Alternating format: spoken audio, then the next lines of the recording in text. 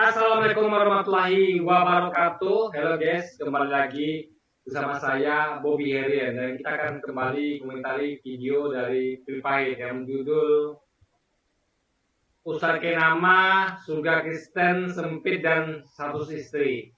Kita akan langsung tonton videonya dan disuarakan ke komentar guys. Halo teman-teman, berjumpa lagi dengan saya Brother Phil. Kembali kita akan lanjut menanggapi Bangkei dan Ibu Matria. Sekali lagi nama saya Kainama, saya biasa dipanggil Kei. Yang hari-harinya selalu membicarakan kitab suci agama lain dibanding kitab sucinya sendiri. Oleh karena mereka tidak berhenti ngoceh, maka kewajiban kita meluruskan. Nih, saya mau terangkan dulu ya, biar ngerti nih si Free Fire. Islam itu kitab sucinya bukan hanya Quran ya.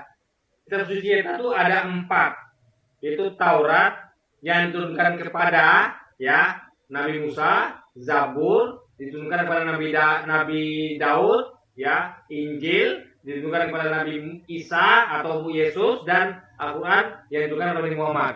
Dan kitab-kitab sebelum Quran yaitu Taurat, Zabur, Injil itu sudah diubah oleh manusia. Itu adalah iman dari orang Islam. Itu dipahami. Jadi kita bahas tentang Alkitab itu kan sedang membahas kitabnya orang lain. Tapi kitab kita yang telah diubah oleh manusia. Itu poinnya. Makanya itu belajar Islam dulu. Biar Anda tahu apa-apa saja kitab-kitab dalam Islam dan apa saja nabi-nabi yang ada dalam Islam. Biar Anda paham gitu kan. Dan sedikit menggunakan standarnya untuk counter. Sebelum kita tanggapi, kita akan mendengarkan video sambungan yang kemarin.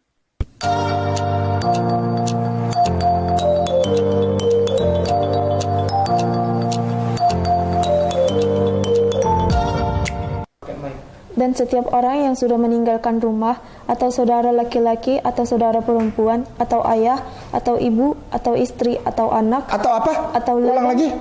Atau ayah, atau ibu. atau ayah, atau ibu, atau istri, atau anak, atau ladang, demi namaku, ia akan menerima 100 kali lipat dan akan mewarisi hidup kekal. Jadi ini adalah poinnya bahwa yang ketinggalan dunia itu akan kita dapatkan 100 kali lipat nanti di akhirat. Kalau saudara laki-laki ada 1, kita tinggalkan, kita akan dapatkan 100 saudara laki-laki. Ya, saudara perempuan juga begitu, ayah ibu juga begitu, istri, anak atau ladang. Ini poin-poin disebutkan ya, rinci. Ya, rinci gitu. Jadi itu sudah jelas bahwa ada yang lain juga, tapi ini adalah intinya, detail gitu loh. Kalau cuma ngomong bahwa tidak ada contohnya, oke, ini contohnya ada. Berarti ini termasuk including gitu kan. Misalnya saya, kalau kamu tinggalkan ini, kamu kan ganti itu terus lipat gitu guys. Sambil koleksi hidup kekal, itu sudah jelas gitu ayatnya kan. Kita dapat 72 bidadari, dia dapat 100. Janjinya Yesus. Ngerti nggak? Kenapa harus protes sama kita yang 72? 72 bidadari. Di sana dia 100 dijanjiin, tapi tidak terpenuhi. Kenapa? Yang masuk cuma 144.000. Oke teman-teman, kita sudah dengarkan bersama celotehan Bangkei dan Ibu Matria. Dalam video tadi, Bangkei mengutip Matius 19 ayat 29, yang dimana di sana berbicara tentang upah mengikuti Yesus. Itu adalah perhitungan matematika sederhana. 100 kali lipat. Kalau 1 istri, 1 istri. 1 anak, 100 anak. Ya, itu adalah hitungan matematis yang sederhana gitu kan. Setelah membaca ayat itu, Bangkei membuat penafsiran bahwa ayat itu mengatakan Yesus menjanjikan 100 istri secara literal. Pertanyaan kita adalah, apakah orang Kristen menafsirkan ayat tersebut seperti yang disampaikan Bangkei? Tentu saja tidak. Ya, nafsirnya pakai dogma gereja, nggak pakai pemahaman bahasa yang paling benar. Kalau ada pakai pemahaman yang bahasa yang benar, saya akan tahu bahwa 100 kali lipat, ya 100 kali lipat. Itu bahasa matematika sederhana gitu kan, yang nggak bisa ada bantah. Yang dikatakan Don di tan berikut. Karena kan gini, Bang Del. Kitab kita Quran yang berang menafsirkan siapa? Ya orang-orang Islam dong. Betul. Ulama-ulama Islam dong. Kitab mereka juga yang berhak menafsirkan juga ulama atau pemuka agama mereka kan. Betul. Jadi kita tidak boleh menafsirkan kitab mereka. Mereka juga tidak boleh menafsirkan kitab kita. Harus masing-masing menghormati. Nah, kalau orang mengerti tentang apa yang disampaikan Litan, yang pernah saya sampaikan di video sebelumnya, maksudnya adalah ya karena begini ya. Kalau kita menafsirkan itu memakai pemahaman bahasa Indonesia yang benar-benar, dan kita beda, Al-Quran dengan kita itu beda. Al-Quran itu adalah bukan dalam bahasa asli, bahasa Arab. Kita menafsirkan dari bahasa Arab, dari bahasa aslinya. Mereka tidak. Mereka menafsirkan dari bahasa Indonesia, bahasa dari terjemahnya beda. Jadi kalau mereka sesuatu dengan bahasa asli, dari bahasa asli dengan bahasa terjemahan itu beda. Makanya kita tuh bisa menafsirkan dalam bahasa terjemahan, karena itu adalah membutuhkan pemahaman bahasa yang benar itu. Beda dengan kalau bahasa aslinya Arab, itu pemahaman bahasa yang benar nggak cukup, karena ada transisi bahasa gitu guys. Jadi beda. Bahasa Inggris ke Indonesia beda, bahasa Arab ke Indonesia beda. Jadi kalau Anda mengartikan Al-Quran, itu nggak bisa memakai standar Alkitab, karena Alkitab adalah terjemahan Indonesia. Ada buka Alkitab Indonesia itu ya, isinya semua itu ya adalah terjemahan bahasa Indonesia. Tapi kalau Anda buka dalam di Indonesia ya terbanyak dan semuanya itu hampir semuanya itu adalah, bahkan semuanya ya itu adalah Alkitab Al-Quran dalam bahasa Arab. Terjemahan ada, tapi itu beda lagi sedikit. Ini adalah Anda mencoba menartikan sesuatu yang dalam bahasa Arab dan satu dalam bahasa Indonesia itu beda, guys. Itu maksudnya. Oleh karena itu dalam hal ini, Bangkai sudah lompat pagar dengan menafsirkan ayat kitab suci orang lain seenak udahnya. Sepertinya Bangkai sedang cari remis. Jadi kalau Anda mengerti apa yang disampaikan Litan, bukan seperti itu, ya. Maksudnya gini loh, ya. Berhak dalam artian menyampaikan kepada jemaatnya, ingat ya. Bukan untuk pendapat pribadi atau keyakinan. Ngerti nggak? Misalnya gini, saya punya murid, anggaplah saya guru SMP. Tentu yang saya pelajari buku SMP, yang masa itu kalau saya ngajar itu hanya berhak kepada SMP. Saya tidak berhak ngajar SD, itu murid saya. Atau SMP lain, itu muridnya orang lain. Artinya kita menafsirkan dalam hal mengajar kepada orang kita sendiri. Jadi kalau orang Kristen itu yang ngajarnya kepada orang Kristen, umat Islam tuh ngajarnya kepada orang Islam, gitu loh, ngerti nggak? Kecuali kalau orang Kristen atau Islam yang mau belajar, yang memang kemauan sendiri, itu maksudnya guys, gitu loh. Jadi maksudnya menafsirkan dalam hal konteks itu. Karena orang itu kan boleh punya pendapat masing-masing, keyakinan masing-masing, nggak boleh dibatasi, nggak boleh. Ya, kita kan gini, kita tuh melakukan sesuatu untuk memilih sesuatu kan kita harus memilih dengan membandingkan mengkaji. Nggak ada boleh melarang kita. Kita mau mengkaji itu suka-suka kita. Kita mau mengkaji apapun suka kita. Nah kita memilih sesuatu tuh serah kita. Kalau kita itu namanya kebebasan individu. Nah untuk memilih sesuatu, nah itu boleh kita menafsir untuk pribadi atau untuk ya semacam bukan untuk mengajari orang yang sudah beragama boleh.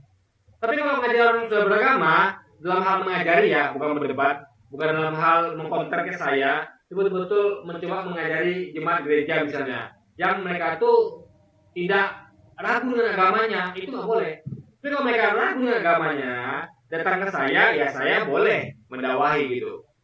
Karena aturan kita adalah jarang mendakwahi orang yang sudah beragama. Bukan orang yang tidak yakin lagi dengan agamanya gitu. Orang beragama maksudnya dia itu masih yakin dengan agamanya. Karena ada orang yang beragama tapi dia sudah gak yakin. Nah itu boleh kita dakwahi. Asal dengan kemauan dia, bukan kita yang maksa aja guys. Barusan Bangkai katakan bahwa orang Kristen protes dengan bidadari yang akan didapat Bangkai dan Ipung.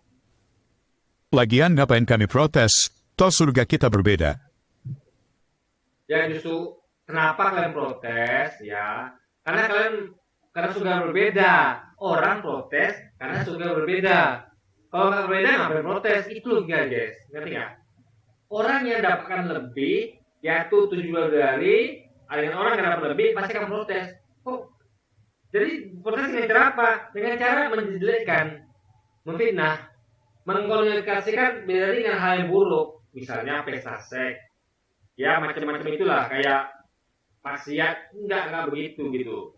Jadi gini, coba Anda tidak singgung tentang bidadari, nggak masalah, tapi Anda selalu bilang itu, ya, saya selalu ketemu itu guys, di komentar-komentar di channel YouTube saya, di debat-debat di Facebook saya selalu begitu komentarnya.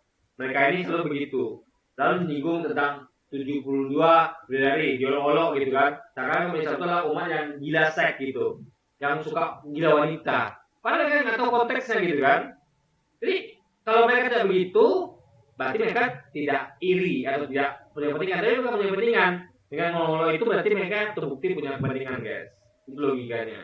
Justru kami menyemangati kamu supaya bisa masuk surgamu yang akan bertemu dengan bidadari-bidadari. Itu ngolok-ngolok namanya, ya. Ngolok-ngolok. Ya. Jadi bahasa bidadari itu bahasa yang buruk mereka buat. Padahal itu bahasa yang baik gitu. Ya kan? Siapa sih yang suka bidadari? Laki-laki normal pasti akan suka bidadari. Apalagi melawannya. Itu normal laki-laki. Tapi yang nggak normal adalah kalau Anda itu mengkolonisasikan itu yang negatif. Misalnya dari itu Anda campuri dengan taman nikah, itu negatif. Padahal kita tahu bahwa kita akan campuri atau kita menikmati pelayanan baik seks maupun bukan itu dengan nikah. Itu bukan suatu hal yang haram. Itu mereka jadikan, mereka ubah nasihat menjadi suatu yang haram. Itu tanpa nikah guys. Itu apa logikanya. Ngomong-ngomong wanita yang di samping bangkai, kalau selama hidup bertakwa kepada Allah, di akhirat dapat apa ya? Ya itu yang saya mau bilang surganya. Surganya terbatas. Di situ tidak sebut tentang suami, yang ada istri. Makanya jangan, kalau gini logikanya, kalau sebut tentang istri, gak sebut tentang suami, jangan coba ada sebut tentang suami. Di situ ada sebut tentang istri, artinya istri, suami tidak. Istri nggak akan satu suami, dia akan dapatkan satu suami. Dan ingat ya, ini saya sampaikan dengan logika sering ya. Bidadari itu tugasnya bukan hanya untuk melayani kebutuhan seks, tapi juga banyak hal lain. Seperti sang raja itu kan adalah nikmat paling besar. Orang semua pengen jadi raja. Raja itu ya, semuanya itu tinggal minta. Ambilkan makanan, minuman. Kayak Anda tuh di hotel bintang 5. Anda nggak perlu ngapain, tinggal bawa badan. Tidur tinggal tidur, makan tinggal makan, jalan tinggal jalan, semua sudah ada yang siapin.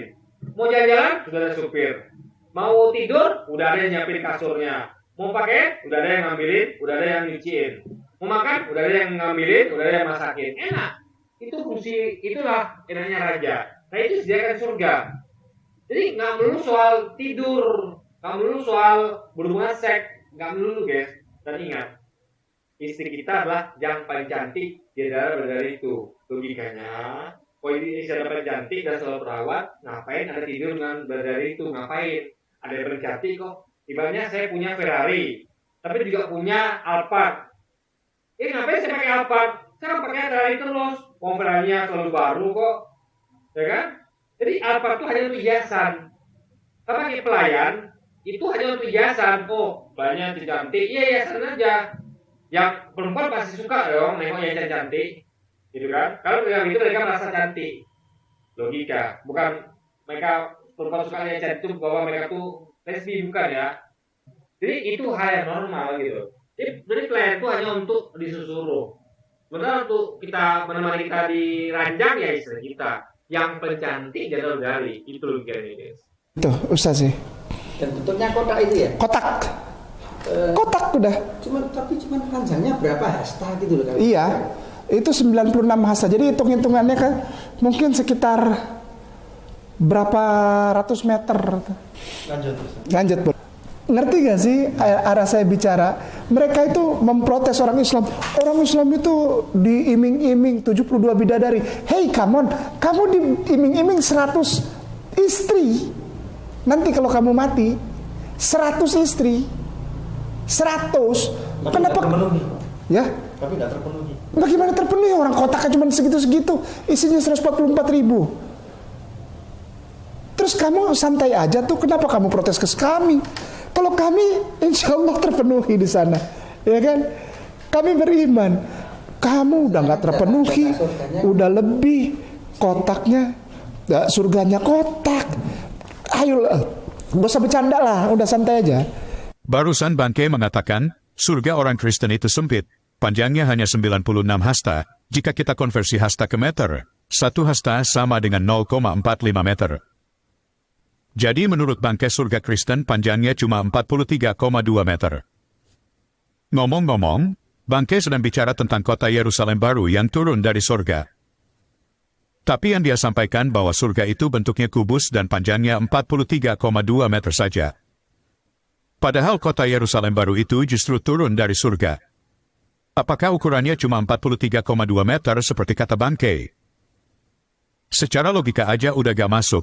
Masakan sebuah kota yang ukuran panjang dan lebar 43, Artinya yang disampaikan di ayat itu nggak masuk akal, gitu logikanya.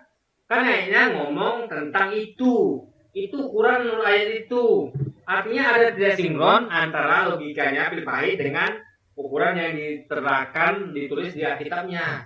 Harusnya dia protesnya bukan kepada Bangke, pada Alkitabnya. Hei, kok tulisannya mau begini sih? Wahai penulis Alkitab, kok ada tuliskan panjangnya segini? Kan masuk akal ini itu selamat kok dia tuh menyampaikan itu kepada Bangke. Harusnya dia menyampaikan ke Alkitabnya, karena Bangke hanya menyampaikan apa yang tulis di Alkitabnya, guys. Itu logikanya gitu loh. 2 meter bisa muat banyak orang. Jangankan orang yang tak terhitung banyaknya. 144.000 orang yang diklaim Bangke aja tidak muat. Daripada sesat karena dengar pernyataan Bangke yang ngawur. Mending kita cek sendiri saja di kitab Wahyu 21 ayat 10-11 dan 16. Lalu, di dalam roh ia membawa aku ke atas sebuah gunung yang besar lagi tinggi dan ia menunjukkan kepadaku kota yang kudus itu, Yerusalem, turun dari sorga, dari Allah. Kota itu penuh dengan kemuliaan Allah dan cahayanya sama seperti permata yang paling indah, bagaikan permata yaspis, jernih seperti kristal. Kota itu bentuknya 4 persegi, panjangnya sama dengan lebarnya. Dan ia mengukur kota itu dengan tongkat itu, 12.000 stadia. Panjangnya dan lebarnya dan tingginya sama. Teman-teman lihat, kota yang dimaksud adalah Yerusalem baru yang turun dari surga. Kita lihat ukuran yang sebenarnya adalah 12.000 stadia, jika kita konversi ke kilometer, menjadi kira-kira 1.400 mil atau kira-kira 2.240 kilometer.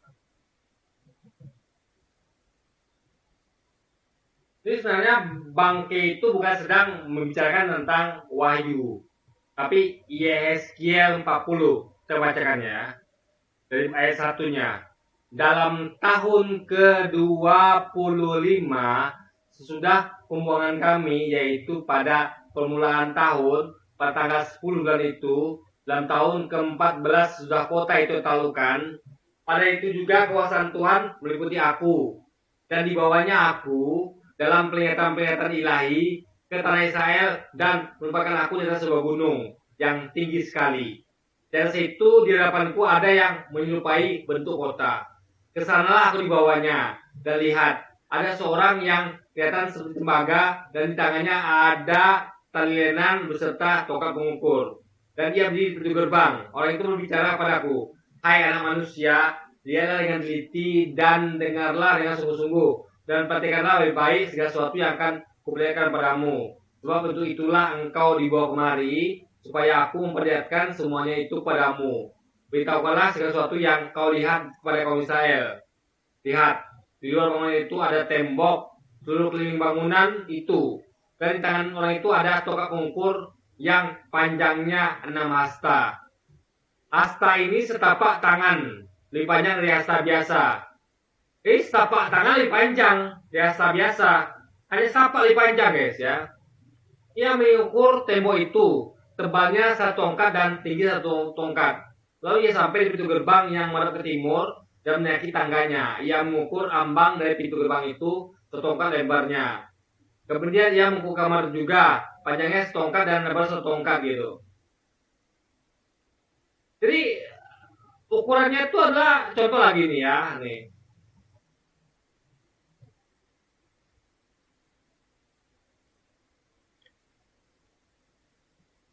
Ini semuanya pakai hasta, guys ya.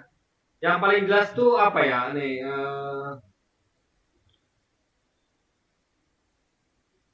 Di sini semuanya itu ya ngomong tentang hasta. Ada ukuran, contoh ukuran kamar, ya, ukuran gerbang. Itu semua pakai hasta, nggak lebih dari 10. Jadi sekitar angkanya satuan hasta gitu kan? Jadi ini adalah ngomong tentang apa ya? Bentar, ada nggak yang kota ini? Besarnya kotanya.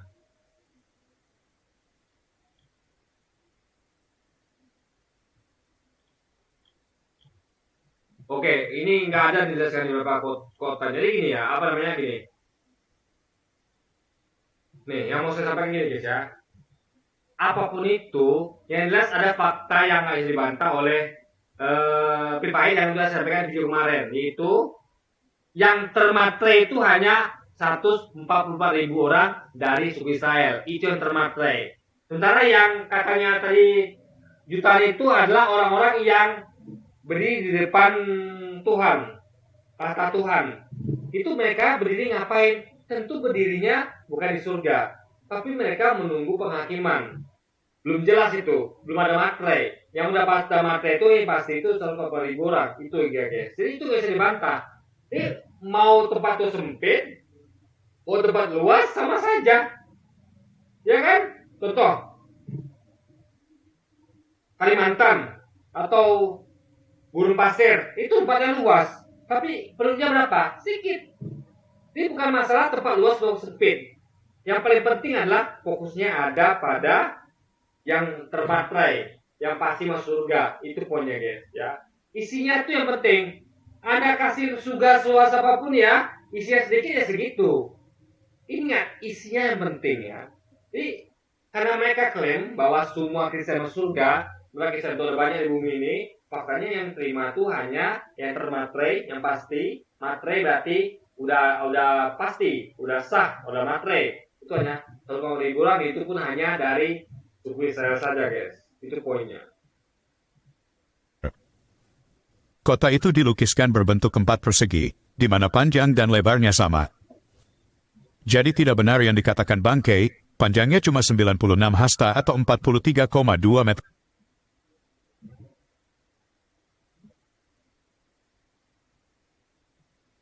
Saja.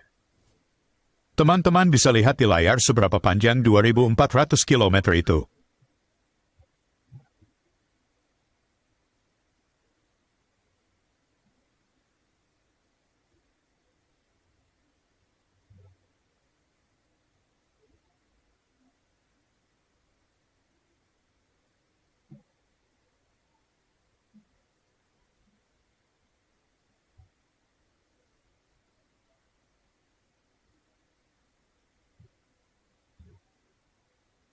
Ini dibilang kalau kau Meninggalkan. pokoknya berjuanglah, berjihad demi namaku, kau dapat 100 istri. Di mana taruhnya? Orang istrinya cuma 144.000. Kalau 144.000 kali ada 100, berarti dari 144.000 kan setiap orang tuh dapat 100. Berarti 100 kali 144.000. Berapa itu? 140 juta paling enggak. 144 juta. Ya kamu orang jatahnya wilayahnya cuma 144.000. Mau ditaruh di mana? 144.000 dikali 100 sama dengan 14.400.000. Ingat, itu dihitung dari anak istrinya, gitu loh. Karena kan orang wanita, anak-anak juga masuk surga. Yang belum punya istri juga masuk surga. Itu ada mainkan gitu kan. Jadi yang di masuk surga itu hanya 144.000. Itu poinnya guys. Jadi ini adalah hitungan matematis yang bisa dibantah gitu kan. Bukan 144 juta. Oke, 4.400.000 ya. Sekali lagi ya, itu jumlah yang menurut saya tuh apa namanya? Intinya sekali lagi bukan itu guys ya, tapi adalah pada jumlah itu yang penting gitu. Penting nggak maksudnya? Bukan pada luas wilayah ya. Jadi antara 144.000 atau 144 juta dengan 4.400.000 itu bukanlah suatu hal yang signifikan kalau segi jumlah ya. Terus segi masalahnya adalah ingat ya, bukan ini jumlah yang kita bukan lihat bidadarinya dulu. Fokuskan pada orang yang termaterai, yaitu 140.000. Anda ada berapa jumlah Anda, wahai orang Kristen? Ada berapa? Itu masalahnya gitu loh. Yang termaterai segitu. Sementara pengakuan dari orang-orang Kristen adalah yang percaya Yesus Tuhan adalah masuk surga, ditebus dosanya alias pasti masuk surga. Tapi yang pasti termaterai di Alkitab adalah 140.000 orang. Di mana yang benar? 140.000 orang yang termaterai itu dari orang-orang Israel, suku Israel, ataukah pengakuan Anda? Itu semua yang percaya Yesus Tuhan. Mana yang benar? Mungkin benar dulunya. Sementara ayat yang Anda bilang itu bahwa jutaan orang itu berdiri di depan tahta Tuhan. Itu berdiri di depan tahta Tuhan loh, bukan di dalam surga. Dan mereka nunggu apa? Mereka nunggu hari penghakiman. Karena kalau orang berdiri di depan tahta Tuhan, artinya mereka mau diadili, gitu guys, atas semua perbuatan mereka gitu, ya kan? Jadi kita lihat yang pasti itu yang bermaterai, bukan yang belum bermaterai. Aduh, enteng kadang-kadang ya. Ini kalau sudah masuk musik ya, dan ini adalah pengulangan kita skill ya guys. Oke, jadi yang penting gitu loh guys ya. Kita lihat bahwa yang ada di kitab adalah berbeda apa mereka omongkan dengan yang tertulis. Yang tulis adalah 140.000 kepastian yang termaterai, artinya sudah pasti. Yang jutaan itu hanya berdiri di depan tahta Tuhan, artinya mereka masih menunggu penghakiman. Karena mereka tidak dimasukkan, bukan dikatakan masuk surga, tapi yang termaterai itu masuk surga. Itu yang penting guys ya. Sementara klaim mereka adalah semua percaya Yesus Tuhan masuk surga. Dan ingat ya, ada ayat yang dimana Yesus itu kelihatan seperti meja dua sendiri. Gini, Yesus katakan bahwa aku diutus hanya untuk domba-domba hilang dari umat Israel. Ya, janganlah pergi ke Samaria atau kota-kota lain di Israel, pergilah hanya kepada domba hilang dari Israel. Itu ayat di situ. Menurut dari siapa? Bukan dari saya, tapi menurut dari para peneliti Alkitab dari Universitas Harvard sebanyak 96 orang. Mereka meneliti dan menemukan fakta bahwa itu ayat berdiri di situ. Dan ini masuk akal. Karena di situ Yesus mengatakan bahwa dia diutus hanya. Ada kata hanya di situ. Berarti kalau ngomong hanya, berarti nggak ada yang lain. Perintahnya dia informasikan bahwa dia hanya untuk domba hilang di Israel. Dia juga melarang muridnya untuk keluar Israel. Dia memerintahkan pergilah hanya. Jadi info dirinya, perintah darinya jelas, yaitu Israel. Ya, ini nggak mungkin dia mengatakan sesuatu di luar itu. Kalau dia melakukan itu, artinya dia adalah orang yang pelin-pelan, tidak konsisten, dan itu nggak masuk akal. Orang yang menjelaskan dia sendiri nggak masuk akal. Nggak mungkin Yesus orang seperti itu. Nah, makanya ada ayat tambahan yang itu ditemukan oleh peneliti dari Alkitab dari Universitas Harvard.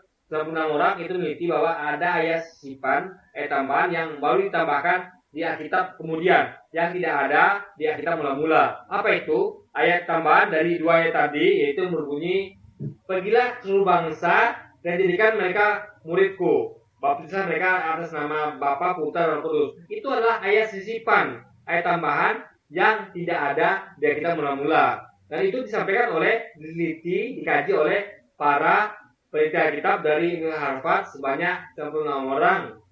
Jadi mereka orang-orang ahli yang memang meneliti, dan itu masuk akal. Karena nggak mungkin Yesus mengucapkan beberapa hal yang bertolak belakang, nggak mungkin. Kayak saya ngomong, saya diutus hanya untuk kota Pekanbaru.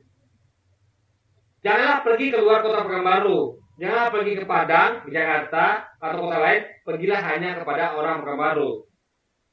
Itu sudah fix. Tiba-tiba saya berkata bahwa pergilah ke seluruh kota. Berarti saya orang tidak yang, saya adalah orang yang nggak konsisten. Itu nggak masuk akal. Makanya masuk akal apa yang disampaikan oleh para peneliti kita bahwa itu ada ayat tambahan.